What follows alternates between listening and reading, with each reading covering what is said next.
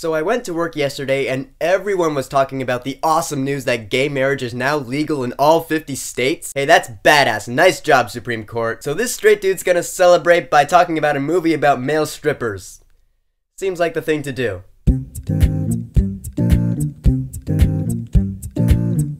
Magic Mike XXL. So Magic Mike XXL is the sequel to Magic Mike, a movie I never saw. Yeah, I never saw it, and it was definitely weird for me watching this movie. It pretty much goes without saying that there were a lot more women in the theater than there were dudes. So in this movie, Mike's been retired for a couple of years, I imagine due to the events of the first film, but this is a sequel, so he's gotta get back in the game. So he gets back together with his crew of male strippers, and they go on a road trip to this strippers convention in Myrtle Beach. It's like Pitch Perfect, but with male strippers, and some elements of Entourage thrown in there as well. I say Entourage because it feels like you're just hanging out with this crew of dudes who are really funny. And the story is not too linear, just like Pitch Perfect and Entourage. There is a main plot, but it's like we're gonna have some fun on our way to our destination. Yeah, I was entertained by this movie. This is gonna sound really weird, but this is just me. There's something amusing about watching these guys doing their dance routines. I was actually laughing while I was watching them. I don't know why I was, but I was. There's a scene, I think it's in the trailer, where the crew stops by this empty gas station, and they make up this game where one dude has to go in there and make the girl who's working there smile. So Joe Manganiello goes in there and starts doing this whole crazy dance number, and I was laughing out loud. It was hilarious. That's the thing about this movie, it's actually really funny. These dudes have really good chemistry with each other. That's another way it reminded me of Entourage. The dialogue is really good because it actually sounds like real conversation. These guys are just chilling, they're just hanging, it's cool. Then the conversation will go somewhere, it just sounds natural. So props to the writers on that. Now when Childish Gambino first comes on the scene and he starts singing to this one chick, I was like, okay,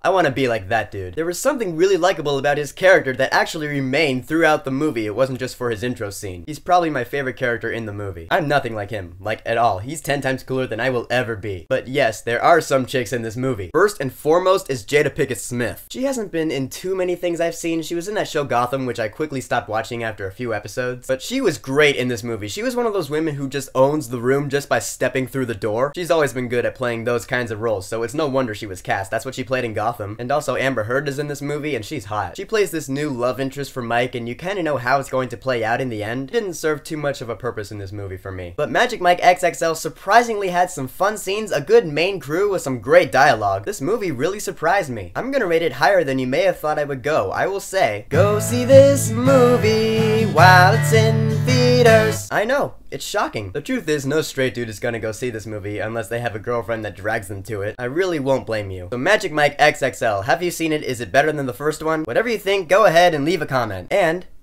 don't forget to subscribe.